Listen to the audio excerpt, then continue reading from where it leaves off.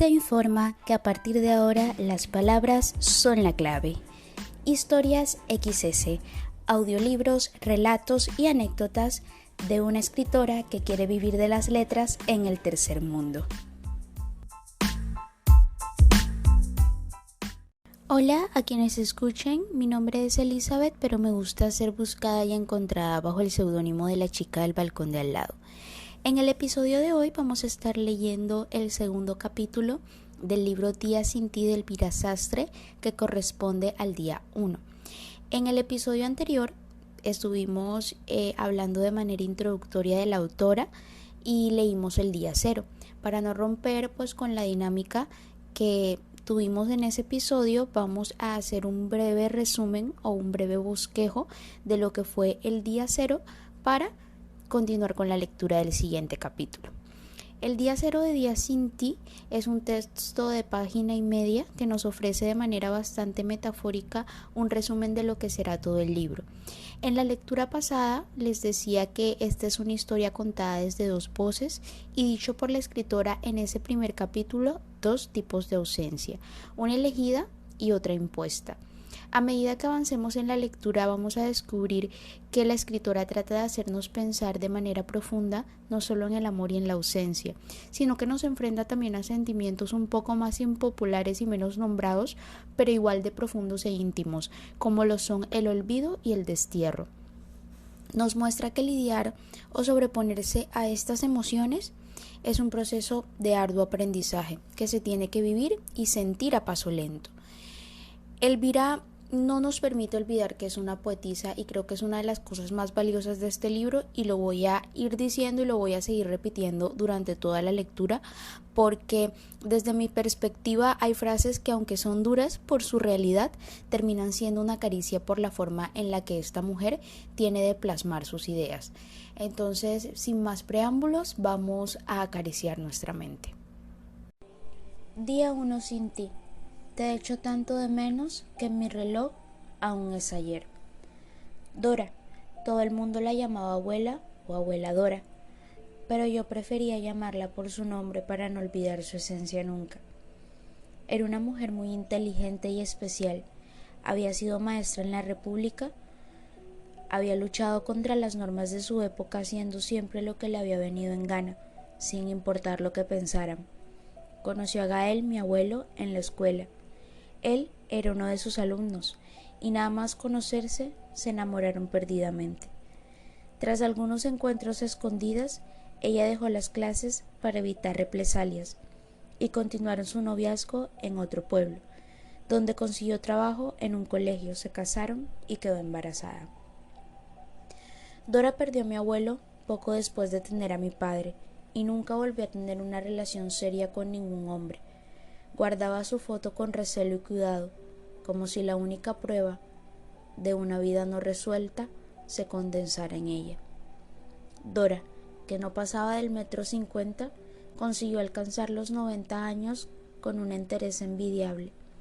Solía peinarse el pelo canoso con horquillas de niña pequeña y coleccionaba piedras de todos los lugares en los que había estado. Un día dejó de viajar y entonces fuimos nosotros quienes continuamos la colección. Después de un aparatoso accidente doméstico en la ducha de la casa, mi padre decidió que era el momento de llevarla a una residencia. Mi abuela no protestó, temía ser una carga.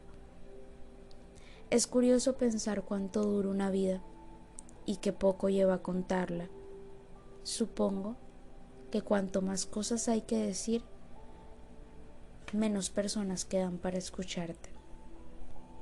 La voz de Dora era aguda aunque calmada. Mi abuela hablaba sin descanso pero sin prisa, con los ojos siempre fijos en otro lugar al que nunca pudimos llegar. Sin embargo, lo que no perdió nunca fue la sonrisa, la suavidad de las manos y esa rebeldía en la mirada.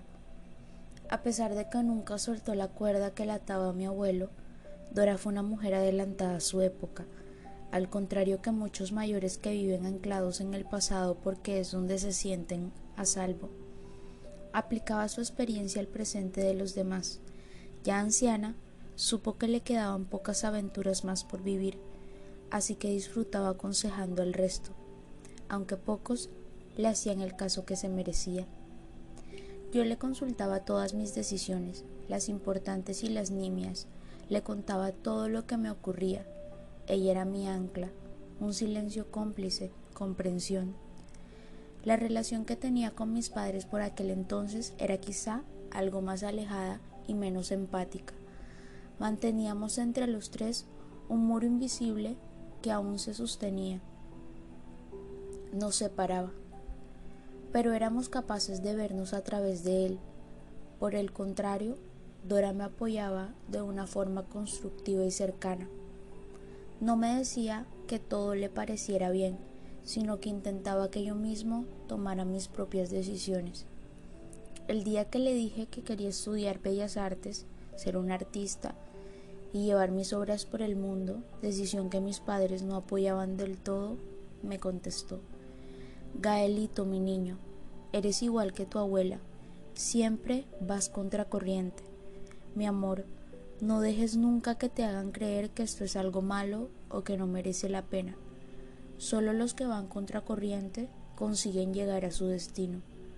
Allí donde están todos, no hay hueco para nadie más, y tú te mereces el mejor lugar del mundo. Gael, escúchame bien esto que te digo, que más sabe la perra por vieja que por perra. Hagas lo que hagas, busca el latido. Busca el latido. Esa frase que tanto me repetía mi abuela quedaría para siempre grabada en todas y cada una de mis decisiones. Y lo hice.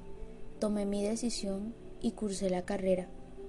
De pequeño ya mostraba gran destreza con los lápices y fue así como la habilidad, o eso que algunos llaman talento, se convirtió en pasión y terminé felizmente en la universidad. No fue lo que esperaba, nunca lo es. En estos tiempos, la universidad es un paso obligado que en ocasiones no te lleva a ninguna parte. Durante mis estudios descubrí una disciplina menos común, la de la escultura. Me quedaba maravillado durante horas viendo cómo los profesores tallaban figuras con la precisión de un cirujano. Me obsesionaba el detalle, la mímesis de los gestos, la capacidad de darle vida a un material inerte. Todo ello envuelto en el ambiente de silencio necesario a la hora de crear.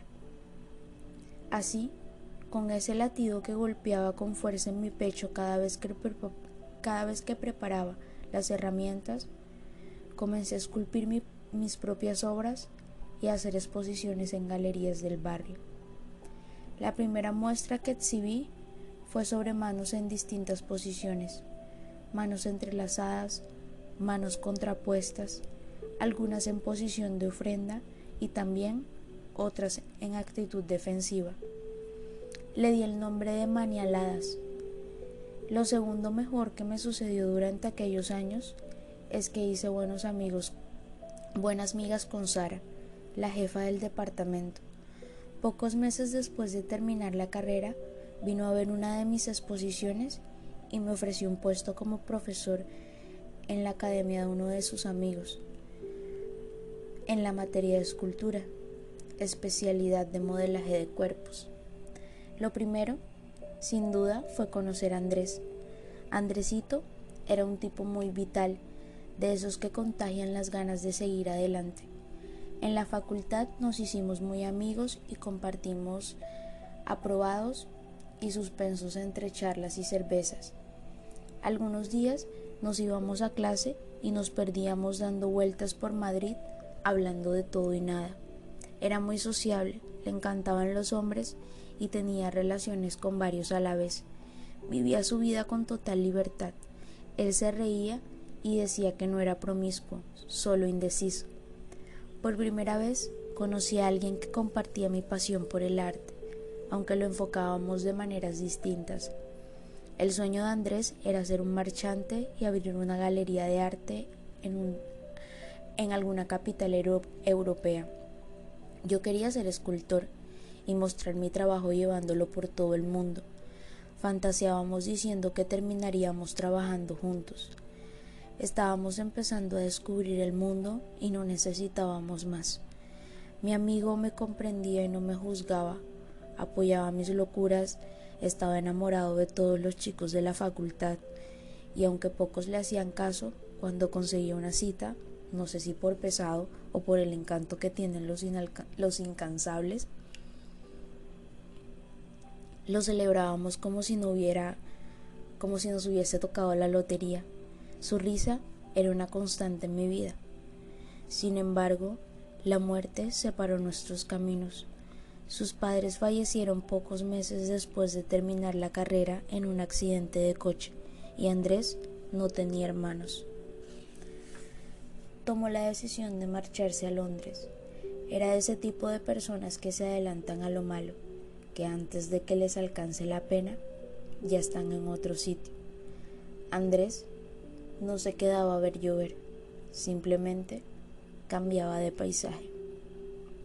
Y eso fue lo que hizo. Ahora, 2 años después de aquella desgracia, en los que cuidamos nuestra relación a través de mensajes telefónicos y llamadas, seguía siendo el mismo de siempre, un hombre alegre en constante búsqueda, siempre un paso más allá de sus objetivos. Como él decía, es mucho mejor perseguir tus sueños que dejar que tus sueños te persigan a ti sin alcanzarte, porque uno nunca se cansa de aquello que le hace feliz. Desde luego, ser profesor no era el trabajo de mi vida. Yo quería crear a partir de la nada, darle un sentido a lo que se da por hecho, que mi arte inundara las ciudades y las vidas de la gente, dejar huella, eso es lo que quería, cumplir mi sueño. No obstante, recibí el trabajo que me ofreció Sara con ganas, pues necesitaba el dinero y además, una de las lecciones de mi abuela había sido que enseñando es como más se aprende. Estuve trabajando allí durante 2 años. La clase se impartía en un taller que se encontraba en una callejuela en un barrio del centro. Cuando llegué el primer día, descubrí un espacio lleno de polvo que olía a madera. Era pequeño y estaba desordenado. Al parecer, el profesor que había dado clase el año anterior había dejado allí todo el material, herramientas y piezas sin completar. El suelo crujía con cada paso y las paredes, llenas de cuadros, estaban construidas con ladrillos anaranjados. Unas cuantas figuras a medio terminar, algunos lienzos y un par de mesas de gran longitud ocupaban la mitad de la sala. Había 2 ventanales que daban a la calle e iluminaban el estudio con una luz dorada que transmitía, en medio de tanto desorden, una calma agradable. Por detrás de las mesas se vislumbraba la parte final del taller, amplia, despejada, con unos cuantos taburetes altos y un biombo para los cambios de vestuario del modelo. Sobre la pared descansaban, colgadas de un perchero, numerosas batas blancas y una escalera que daba acceso a un altillo. El primer año fue de aprendizaje. Pasar de ser alumno a ser profesor no es tan sencillo. De ese modo, y con los consejos de mi abuela referentes a la enseñanza en la mente, puse en práctica toda la teoría estudiada y traté de enseñársela a mis alumnos sin dejar de lado la ilusión y la pasión, que creo son las principales motivaciones de este trabajo. Es importante que los estudiantes no pierdan de vista esos detalles cuando están trabajando en algo que les entusiasma. El segundo año cambiaría mi vida, con algo más de experiencia, sobre todo en lo que se refiere al trato con jóvenes. Afronté el curso con ganas y el deseo de conseguir buenos resultados entre todos. Veníamos de trabajar los rostros y las expresiones, así que para el segundo curso se me ocurrió la idea de esculpir una figura humana. Dejé mi material sobre una de las mesas y poco después entraron los alumnos. No superaban la media docena y tras saludarnos fueron tomando asiento sin dejar de charlar entre ellos. Lo cierto es que la cercanía de edad, ellos estaban en los 20 y picos y yo me aproximaba a los 30, había ayudado a romper ese bloque de hielo que separa más que acerca al profesor del alumno. El primer día se creó una buena sintonía entre todos y les expliqué brevemente los contenidos de la asignatura en el nuevo curso, así como el objetivo de esculpir una figura humana. Les pregunté uno por uno por qué se habían apuntado a esa clase, sus motivaciones con la escultura y las bellas artes, y después de contarles las mías, los despedí hasta nuestra siguiente sesión y me quedé preparando el material. Minutos después, ya solo el taller, ordenando las herramientas en la parte de atrás desde la que se veía la puerta, oí un ruido y me asomé. Allí se encontraba una chica menuda, algo aturdida, pero con una mirada llena de fuerza, con el pelo largo y despeinado. Rozaría los 25 años. Me quedé observándolo un minuto o un siglo, no lo sé, hasta que de repente se acercó con decisión. Sentí un rubor subiendo por mis mejillas. Ella mantenía una expresión seria y el gesto disgustado. Tenía los ojos del color del mar a punto de romper. Hola, soy Marta. Vengo a ser de modelo para la clase de escultura, pero me ha costado la vida encontrar este sitio y creo que he llegado tarde. Joder, llego tarde, ¿no? Hablaba rápido y miraba hacia todos los rincones del taller nerviosa. Sí, pero no pasa nada, tranquila. Hoy era la primera clase y solo quería explicarte un poco de qué va y que los chavales y tú os conocierais para coger confianza. Empezamos en serio el jueves, así que tendrás tiempo para aprenderte el camino. Reí. Por cierto, me llamo Gael y soy el profesor. Uf, suspiró, ya más relajada. Menos mal, qué bien. Pensaba que serías un estirado. Los profesores, ya sabes. Nos vemos pasado mañana entonces. No llegaré tarde, ¿ah? Y encantada. Yo me llamo Marta. ¿Te lo he dicho ya?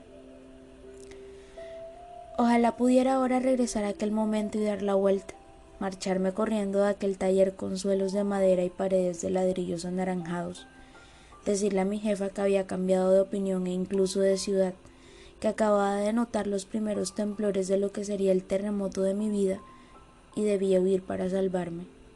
Ojalá pudiera ahora también regresar a aquel momento y quedarme a vivir allí para siempre, esculpir lo que vi y llevarlo a todos los museos del país, romper los relojes, hacer estallar la ciudad y llenar de flores el taller.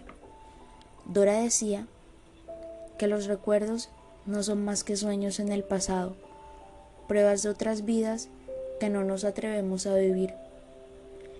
He vuelto tantas veces a aquel instante que temo que no sea cierto, pero este sueño late con fuerza tan grande en mi mente que es imposible ignorarlo. Era 1934 y yo acababa de cumplir 20 años. Había vuelto a la ciudad y me sentía terriblemente sola. Acostumbrada a la Iruela, donde vivía con mi madre, las calles se convirtieron de pronto en laberintos. Pasé de vivir en una casa cálida y protegida por el empedrado típico del lugar a una habitación minúscula donde cabía una cama y poco más. Hacía frío, mucho frío. Aquello era gélido y yo me sentía muy sola, pero un amigo me había recomendado para un trabajo y no podía rechazarlo. La enseñanza para mí es un poder, un enorme poder, ¿sabes? Tienes en tus manos un montón de cabezas inocentes listas para aprender, dispuestas a ello. En gran medida, de ti depende que en unos años esas personitas tomen decisiones acertadas o al menos intenten hacerlo. ¿Lo entiendes? Claro que sí. Los maestros somos la llave. Cuando uno crece y se hace mayor, se da cuenta de la cantidad de puertas cerradas que nos rodean, que nos tientan, que nos retan. Nadie nos dice esto cuando somos pequeños porque no quieren que estemos en otro sitio que no sea un parque, y tiene sentido, Gael. Todos acabamos volviendo a los parques, ya sea como enamorados, dispuestos a bebernos todo el agua de las fuentes, o siendo ancianos como yo, que buscamos una brecha en la rutina. Había estado en la capital antes, estudiando en la Escuela Normal de Maestras de Madrid.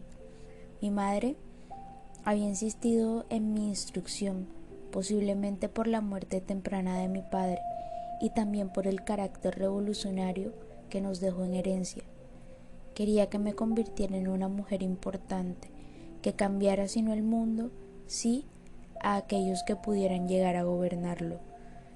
Tuve suerte y no me obligó, como se hacía con las muchachas en aquel entonces, a buscar un marido, y tampoco me impidió ejercer mi profesión. La República dejaba trabajar a las mujeres bajo el amparo de nuevos aires revolucionarios. Sin embargo, la primera condición que aparecía en nuestros contratos era la de no casarnos. Hacerlo implicaba renunciar a nuestro ejercicio profesional porque nos debíamos a nuestros maridos. Ya ves, Gael, la hipocresía política no es algo de ahora, sino que forma parte de nuestros gobiernos desde hace demasiados años. Todavía nos queda mucho trabajo para conseguir la igualdad. En Madrid conocí a compañeras con mis mismas inquietudes, mujeres despiertas, inteligentes, valiosas, con las ideas claras y con una fuerza de espíritu envidiable. Yo era la más joven, juntas nos contagiamos las ganas. Es un recuerdo al que recurrí muchos años después, cuando todo flaqueaba. No volví a verlas. Cuando regresé a la capital, no quedaba allí ninguna. Todas se habían ido a otros lugares a trabajar, pero su valentía me acompañó en aquellos primeros días de soledad. En fin, Gaelito, cuando llegué al colegio, me encontré con alumnos de distintas edades que, sin embargo, estaban agrupados en las mismas clases. En aquellos tiempos en los que luchar era algo más que una pasión, tuvimos que pelear muy fuerte por la educación, por conseguir que aquellos muchachos crecieran con la verdad. Para mí, la enseñanza durante la República fue algo maravilloso. Se luchaba por la cultura, porque los niños aprendieran, ¿entiendes? Pero no solo eso, queríamos enseñarles a ser más libres y a defender una sociedad también más libre, justa y solidaria. Este país era un erial en cuanto a la educación de las clases más humildes. Lo que yo viví fue que el gobierno no republicano quiso cambiar muchas cosas, y una de las primeras fue esa. Los maestros éramos gente preparada y no nos dedicábamos a recitar la lección de memoria, sino que les ofrecíamos a los niños las herramientas para que comprendieran por sí solos. Educamos de una manera igualitaria y lo echaron todo por tierra. Pero esa es otra historia. Me asignaron la tutela de una clase en la que había pocos alumnos. La edad mínima para trabajar era de 10 años y el abstencionismo, por desgracia, elevado. Una locura, aunque tendrías que haber visto el brillo en la mirada de aquellos chicos. Estaban locos por aprender, por saber, por ir más allá de lo que tenemos delante de los ojos. Fue una época tan difícil, pero tan enriquecedora. Y jamás me arrepentiré de aquello, jamás, ¿me oyes? Lo llamaban cariñosamente Gael, un diminutivo de Gabriel, el nombre de su abuelo, que se había quedado en Cuba cuando, hacía un año, sus padres emigraron a España debido a la turbulencia política de su país, inmerso en huelgas y movimientos en contra del gobierno que habían provocado la huida del presidente. Temerosos, quisieron educar a su hijo lejos de todo aquello, sin saber que en el destino escogido se avecinaba también algo espantoso. Gael era apenas un muchacho cuando le conocí, aunque su apariencia era mucho más madura. Se le marcaban los músculos debajo de la ropa y su espalda ancha era más propia de un joven que de un adolescente. Estaba bien alimentado, ese físico recio se perdería durante la guerra. Tenía unos ojos tan grandes como las heridas que el frío causaba en mis manos. Aunque su mirada era mucho más acogedora. Era el muchacho más listo de la clase, sin duda, aunque también el más rebelde. Fue la primera persona de aquel lugar que me miró como si me conociera y me hizo sentir de algún modo que de nuevo había hueco para mí en esa ciudad. Su voz, impregnada de la calidez de la tierra en que nació, me acariciaba cada vez que la oía sin que yo pudiera evitar sentirme así, rozada por una caricia invisible. Se prendó de mí nada más verme, eso me confesó con el tiempo. Tu abuelo era así, obstinado y entusiasta, se movía por pasiones y emociones, nadie era capaz de detenerlo, mucho menos de derrotarlo. Justamente eso fue lo que me enamoró de él, la manera en que él se enamoró de mí. Después de mucho tiempo he aprendido a vivir sin él, aunque nunca podré olvidarlo. Mis recuerdos son tan nítidos que a veces temo haberlos inventado. Sin embargo, una termina aprendiendo a no luchar contra esos momentos del pasado, sino a hacerles frente, plantarles cara y atreverse a vivirlos, a recuperarlos, a dejar que sucedan, que se queden un rato, que nos sacudan por dentro. Una deja que vuelvan el tiempo que haga falta, para que así se puedan marchar del todo. Lo cierto es que cada recuerdo, aunque ya no exista, es un nuevo instante a su lado, y eso no tiene precio, cariño. Tu abuelo me dio vida. No lo olvidaré, Gaelito, claro que no. Por algo le pedí a tu padre que te diera su